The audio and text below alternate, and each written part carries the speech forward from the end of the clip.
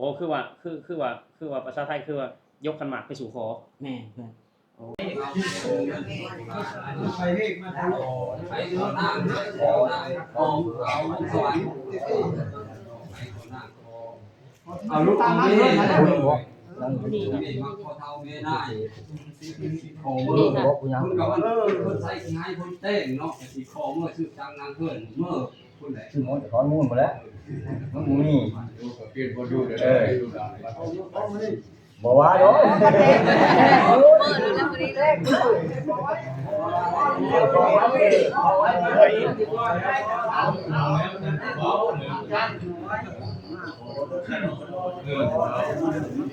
ดีเกินใจมัน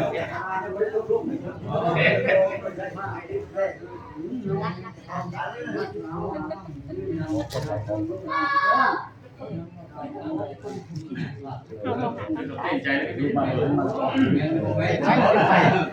อันปีนี้เขาเอาไปว่าเป็นแข่งอะไรมันเยอะดำหน้าเลยนะดำหน้ามันเร็วๆว่าชก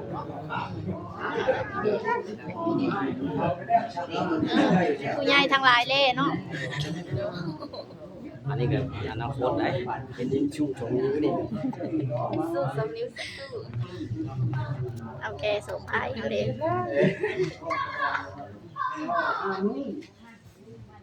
ทำบ้านนึงโม่ส่งโต๊ะนึงกินนึงทำไว้อยู่สปอร์ตไทยเลยสิคอไหลไว้คอสารตะดอกได้เลยเนาะถ้าเป็นเล่นไม่ปังเลยกระโดดเลยใจ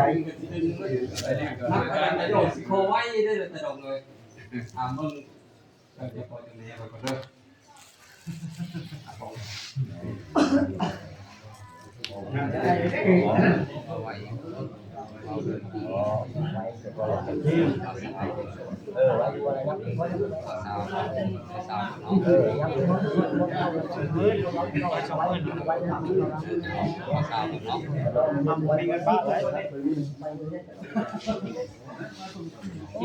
ที่ไม่ได้เกี่ยวยาอันนี้แต่เราโอ้ยภาษาเขาเลยคนใหม่ทำสมัยทำ20,000ทำบาท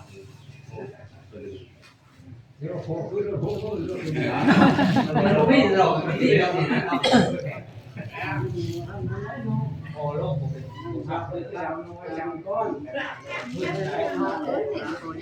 เขาขึ้นสองมือแต่มันลงยับขึ้นเขาไปยับไปแล้ว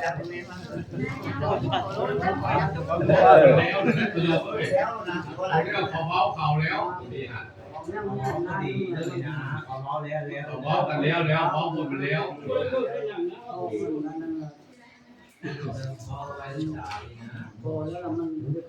แบบยกขันหมากไปขอแล้วบ่เพื่อนไปขอเลยเพื่อนค่าสินสอดหลาย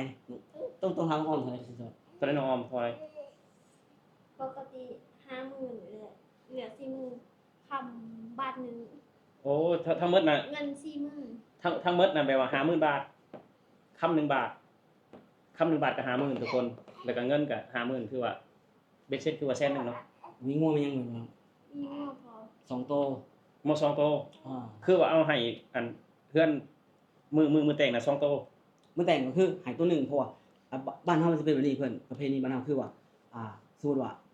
ยามแต่งเนาะเฮาการปลงหมายถึงว่าสินสอดเนี่ยเฮาสิให้เท่าใดก็ตกลงกันส่วนงัวนี่มันต้องข้างไว้ตัว1ข้างไว้ตัว1แม่เพื่อ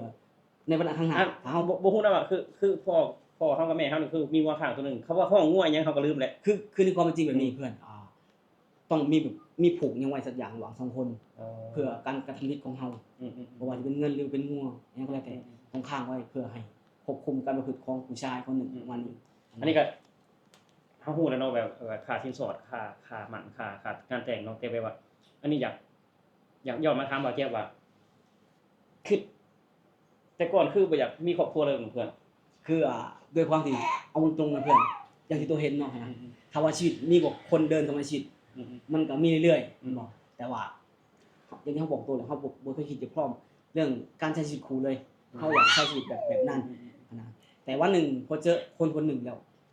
มันก็มีหลายอย่างเห็นให้เฮารู้สึกว่าอยากอยู่กับคนนี้ขนาดเลยอะไรแบบนี้นะเพื่อน อืม มันเกิดความพยายามมั้งเลยก็อาจจะทั้งผู้หลักผู้ใหญ่พ่อเหมือนนะที่เฮาถามเลยก็ปรึกษาไปเลยก็โอเคประมาณนี้นะเพื่อนมันก็เลยว่าถามน้องพ่อว่าน้องโอเคบ่น้องบอกโอเคก็ตกลงกันแล้วก็ไปขออะไรเพื่อนมันก็เลยวุ่นวายอยู่2 อาทิตย์นะ2 อาทิตย์นะเพื่อนก่อนที่จะตอนนี้ถามว่าขี้คลายบ่กันระดับหนึ่ง แปลว่าแต่งน้ำมือได้เผื่อกำหนดการ กำหนดการคุยกันทั้งมาทำให้เขาทั้งครอบครัวเขาว่าเดือน4ปีหน้าเดือน4เป็นเดือน4ลาวนี่มันเดือน4สากลเลย คือ พร้อมทุกอย่างบ่เผื่อพร้อมทุกอย่างพร้อมที่จะดูแลพร้อมที่จะลำบาก แน่นอนแหละก็คือเอาตรงนะเพื่อนตอนแรกมันก็บ่พร้อมเลยนะความคิดนะ มันก็มีความวุ่นวายมีความสับสนว่าชีวิตที่ใช้ชีวิตคนเดียวมาตลอด40 ปี แต่วันหนึ่งต้องมาใช้ชีวิตคู่เฮ้ยเฮาจะดูแลเขาได้บ่ก็ต้องให้แต่ทางครอบครัวเฮาหั่นแปลว่ามีเถอะประมาณว่ามีเถอะถ้าว่ามันมาถึงจุดนี้แล้วก็ต้องมีเถอะถ้าหักก็คือต้องคนเฮาทุกคนบ่มีใครเป็นทุกอย่างดอกว่าต้องมีการเรียนรู้อะไรประมาณนี้เนาะแบบกะนั่นแหละคือทั้งพ่อแม่ก็โอเคนะเขาบอกว่าถึงเวลาก็ต้องซัพพอร์ตกันแหละลูกนะคือพ่อให้เว้าตลอดอยู่แล้วว่ากลับไปบ้านทีไรจะบอกตลอดว่ามาครั้งนี้จะต้องมีลูกสะใภ้มาฝากนะพอจะแซวแบบนี้ตลอดจริงๆเพื่อนทุกครั้ง แต่นี่แหละคือว่าอนาคตพ่อกับแบบมองบ่เห็นเฮาเนาะที่จริงกับเมื่อปีที่แล้วก็พ่อบอกว่าเอาลูกไผมาฝากพ่อแน่ แต่ที่จริงแล้วพ่อบ่ฮู้จักซะว่าลูกสะใภ้นั้นอยู่ใกล้ๆบ้านพ่อหั่น โอ้จักครับ บ่ฮู้จักซ้ำเนาะ โอ้จัก คือว่าอนาคตบ่มีไผส่องเห็น มีใครลองเห็น คือว่าโตนี่คือว่าอายุหลายแล้วเนาะคือเฮานี่ก็แบบว่าคือว่าเป็นน้ำก็คือว่าอยากนิ่งแล้ว นิ่งเลย น้องอ้อมได้บ่ นี่เนี่ย เป็นจังไดน้องอ้อมแบบว่าพ่อหรือว่าน้องพร้อมที่แบบว่า อยากสร้างครอบครัวอยากสร้างชีวิตตัวเองให้เป็นผู้ใหญ่ อืม คิดอันนั้นแหละ พร้อมอยู่แม่นบ่แบบว่า เฮาอยากมีเงิน อยากมีแบบครอบครัวที่ดี อยากมีชีวิตที่ดีขึ้น คือว่าการที่เฮาเล่นเฮาหยังนี่ อันนี้คือบ่แม่นอ้ายบอกอ้ายสอนนะคือว่าคือการเฮาเล่นนี่มันบ่ซายคำว่าเที่ยวนี่นะมันบ่ซาย ถ้าเรามีเงิน แม่ เอามีเงินเอาส่วนอาแจ๊บไปเที่ยวหันเที่ยวนี่ถ้าเฮามีเงินไปได้ ไปได้ ถ้าว่าเฮายังโสดอยู่คันเฮาบ่มีเงินไปบ่ได้ ไปได้คือกัน อืม เรื่องที่เกิดปัญหาอีกต่างหาก แม่น ไปได้ แม่นคือว่าเอามีผัวถ้าบ่ห่วงความสวยบ่มีผัวนี่ ถ้าว่าเรามีตังค์เราสวยตลอด แม่น ถ้าเฮามีเงิน สวยแล้วสดใสอีกนะ แม่นคือว่านี่ก็คือว่าแล้วแต่น้องอ้อมแล้วว่าเฮาอยากงามแบบใด อืม อยากงามแบบอายุยังน้อย และงามบ่หรือว่าเฮาอยากงามตลอดไป ถ้าเฮาอยากงามตลอดไปก็คือว่าเฮามีเงินราศีมันสิจับ มันต้องตั้งหน้าตั้งตา แม่น เนาะ ถ้าต้องสู้นี่คือตัวอย่างเพื่อนน้องมนต์และน้องมนต์ก็คืออายุก็บ่ห่างกันไปเลยเนาะ บ่ห่างกันไปได้2-3 ปีวัน2 ปีกว่า ไม่เท่าอยู่กว่า นี่ก็คือว่าลูกก็ให้อายุห่างกันจักปีเพิ่น ๆโอ้28 อายุห่างกัน28 ปีพี่น้อง เดือน เนาะบ่ต้นว่าบ่ต้นห่างกับน้องมนต์22 ปี 27เพื่อน27 ปี อันนี้ห่างกัน27 ปีทุกคน 27 ปี เนาะห่างกัน27 ปี แต่ว่ามันบ่ใช่ปัญหาดอกเพื่อนเพราะว่าอยู่ในเกณฑ์การแต่งงานเนี่ยเขาบ่ได้กำหนดว่าอายุต้องเท่ากันเนาะแม่นบ่ล่ะเพื่อนมันอยู่ที่ความพึงพอใจทั้งสองฝ่ายทุกคนเนาะมันอยู่ที่ความพึงพอใจทั้งสองฝ่ายเนาะบ่ต้องก็อยากฝากไว้นะทุกคนอยากฝากไว้ถึงวัยรุ่นเนาะ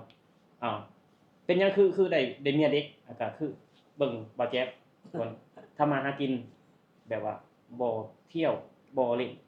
นี่แหละเพิ่นจริงแบบว่าได้เมียอายุน้อยห่างกัน27 ปีเนาะเพื่อนเนาะ แม่ก็คือเป็นเอาจริงกันมุมหนึ่งก็มันเป็นความเป็นความหักต่างวัยที่เขาเองบริคาดคิดนะเพื่อนตรงๆคืออย่างที่ตัวเห็นนั่นแหละในชีวิตก็ถามว่า มันก็มีคนเด็กน้อยออกมามันก็มีเนาะนะก็มีทั้งเขาจากเฮาจากเขาผมบอกแต่เฮาก็ยอมรับว่ามันยังบ่เคยเอ่ยถึงการแต่งงานในครั้งเดียวบ่เคยเอ่ยถึงการใช้ชีวิตคู่ในครั้งเดียวหรือว่าอาจจะถึงเวลาหนึ่งแล้ว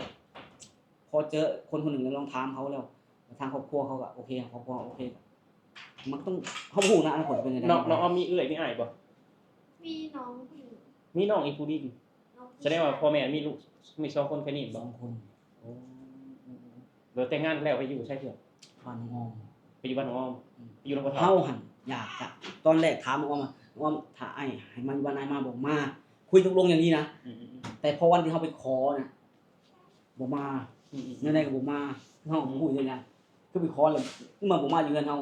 มันก็ต้องอยู่เฮือนเฮามันก็มี2อย่าง มันก็มันบ่ได้นอนคือกันเพื่อนเรื่องของมันบ่ได้นอนคือกันบ่ได้นอนคือกันสมมุติว่าน้องชายของน้องอ้อมแบบมีครอบมีครัวนั่นเด้ ใหญ่ขึ้นมา ใหญ่ขึ้นมาเพิ่นก็สามารถเลี้ยงพ่อเลี้ยงแม่ได้แล้วเขาก็ไปอยู่อื่นได้นะ คือพอเฮาหั่นพอเฮาตั้งเป้าหมายของเฮาที่สุดเลยเรื่องของการมาอยู่ในเฮือนด้วยความที่เฮาเป็นอ้ายคนโต ใกล้กันบ่เพื่อนบ้าน 4กิโลกว่า โอ้ย4กิโลไปมาหาสู่คืออยู่บ้านเดียวกันแหละทุกคนเนาะ 4กิโลกว่า สมมุติว่าไปหาปูหาปลามาได้ก็สามารถไปส่งให้พ่อเฒ่ากินได้เนี่ย คือเอาง่ายๆบ้านน้องอ้อมนี่ก็ยายเฮาอะยายเป็นน้องสาวของยายแท้ๆเฮาเพิ่นไปมีครอบครัวอยู่หั่นก็บ้านติดๆกันกับเขาเลย จนแบบว่าบ่ฮู้ว่าวันหนึงเป็นร้านสะใภ้เขานะ นี่นะทุกคนนี่ก็คือความหักของบ่ต้นบ่เคยฝันนะว่าเพื่อนจะมีครอบครัวในปี2025นะเพิ่นเนาะ 2025 ในปี2025ทุกคนแบบว่าอยู่คนเดียวมาตลอดแต่ปีนี้เพิ่นบ่ฮู้หยังแหละทุกคนว่าผู้หญิงก็เคยล้มหลายคนเคยรู้จักหลายคนเนาะแต่ว่าน้องอ้อมก็มีเสน่ห์พอนะทุกคนทีเดียวดึงดูด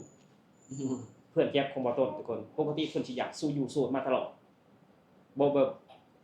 บ่คิดเลยเลิกแต่งงานนะเพื่อนเนาะ บ่คิดก็อย่างนี้เมื่อก่อนกับตัวกันเคยเป็นว่าบ้านเฮาเอิ้นว่าแนะนำผู้หญิงให้รู้จักเพื่อนก็แนะนำมา2-3คนตัวเองก็รู้จักมากเช่นกันแต่ว่าคบแล้วก็จากคบแล้วก็จากซะส่วนมากเนาะแต่ก็มาถึงตรงนี้บ่ฮู้คือกันนะเพื่อนมันสิสายแน่นบ่หรือหยังเฮาบ่ฮู้แต่ว่าที่ฮู้อะมันก็มีความตั้งใจอยู่นะบ่ได้ถึงว่าเป็นเรื่องบังเอิญหรือมันเป็นความตั้งใจของเฮาอยู่เป็นอาจจะเป็นแบบนี้แหละก็เลยว่าถ้ามันมาถึงจุดนี้มันยังก็แล้วแต่มันก็ต้องเดินไปตามนั่นแหละนะแต่ก็สัญญากับตัวเองกันนะว่าจะทำให้ดีสุดถ้าเกิดว่าในเมื่อเฮาเอาเข้ามาในชีวิตแล้วเฮาก็ต้องเฮ็ดให้ดีที่สุดนะเพราะว่าเฮาพอถามว่าพอเขาเหมือนกับฝากฟังเลย ก็ฟาดน้อยๆแล้วเพื่อน เขาถามเขาเลยว่า อยากถามเนาะว่าลูกนี่หักลูกสาวพอบ่ขอสำนี่ยังบ่เว้าเรื่องเงินหักโอเคขอยกให้แล้วว่าสิแต่ผมเขาฝากฟังเพราะลูกสาวกับพอมีคนเดียวแล้วก็ยกให้แล้วมันก็เป็นอย่างที่ต้องเฮ้ยมันคำสั้นๆนะแต่ว่ามันเหมือนกับมอบบางสิ่งบางอย่างให้เฮาต้องรับผิดชอบอ่ะ แน่นอนแล้วเนาะแบบเขาแต่งงานกับเฮาแล้วเฮาก็คือเขาฝากชีวิตกับเฮาเพื่อนคือเขาฝากชีวิตกับเฮาแล้วเฮาก็ต้องแบบว่า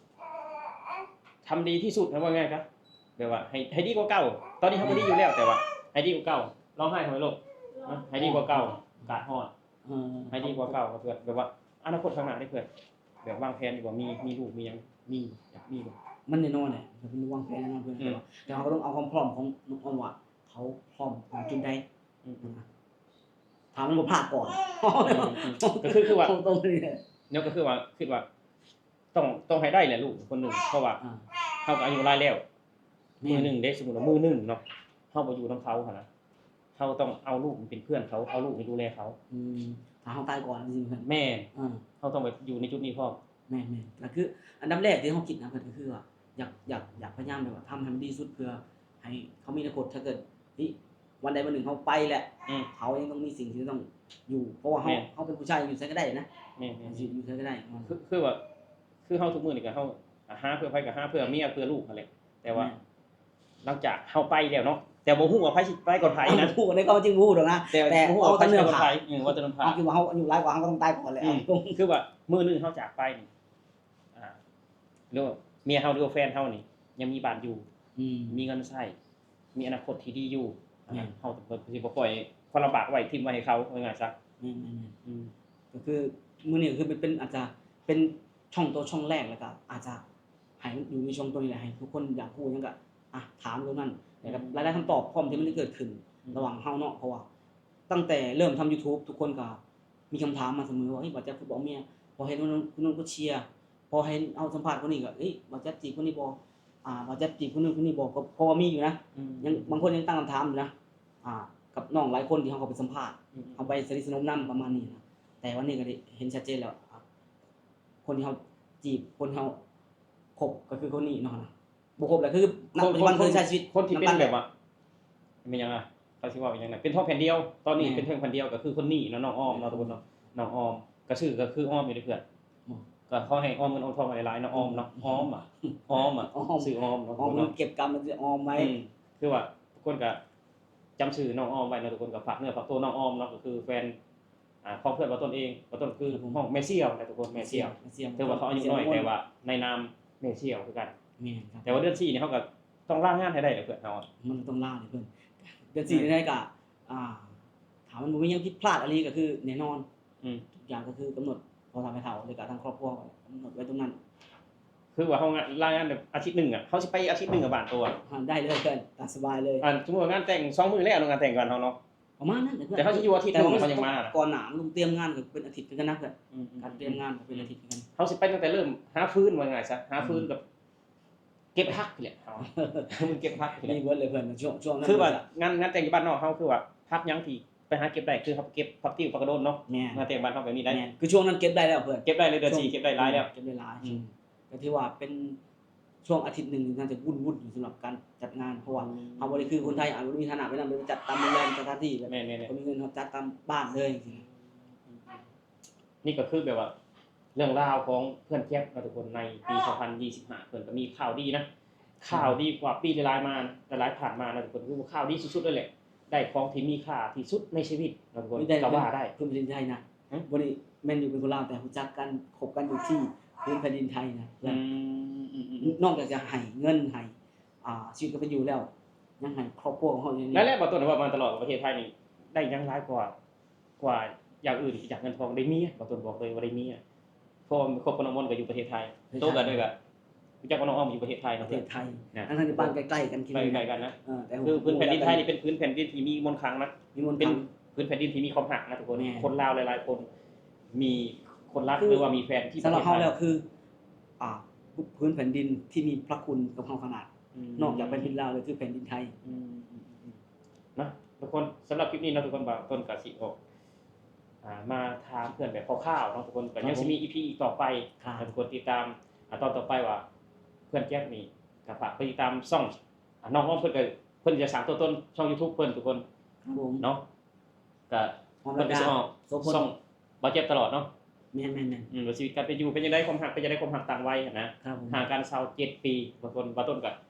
หรือว่าต้นเห็นเฮามีเมียเด็กตัวอยากมีเมียเด็กคือเฮาบ่เพิ่น คงสงสัยเพิ่นเพราะว่าเคยสัมภาษณ์กันเรื่องนี้เด็ก โอ้ยอยู่แปลว่าจิน้อยบางคนพอสิมาเข้ามาหาเฮาอยากเอาเมียเด็กได้บ่ เบายอดจังเราโอ้ยสองเสี่ยวนี่มันคือกันลนเนาะนะสองเสี่ยวนี่คือกันลนเนาะ ทุกคนนี่ก็คือบ่แม่นเรื่องบังเอิญนี่เนาะทุกคนแต่เป็นบุพเพสันนิวาสหรือว่าสายแนนนั่นเองทุกคน ก็คือ สำหรับคลิปนี้เนาะเพื่อนเนาะ แม่ อำลาพระจากเนาะ แม่นจ้ะเป็นอีพีหน้าต้องมีหยังกันอะไร EP ตอนต่อไปเนาะทุกคนสำหรับคลิปนี้ก็ขอบใจน้องออมขอบใจเพื่อนที่มีโอกาสมาเยี่ยมยามเฮาถึงห้องแล้วก็ให้เกียรติช่องบ่ต้นพิเศษ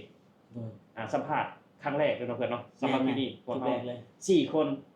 หาคน ห้า วิสา คน คน ห้า ตั้ง คน วงทุกคน มี ตั้งว ว ง ง ศิลาปีลานอกไปแล้วขอบคุณประเทศไทยเนาะที่ ครับ ให้ ผม ทั้งเงินให้ทั้งบทเรียนให้ทั้งความรักเนาะสำหรับที่นี่พวกเราขอกล่าวคำว่าสวัสดีครับผม สวัสดีครับ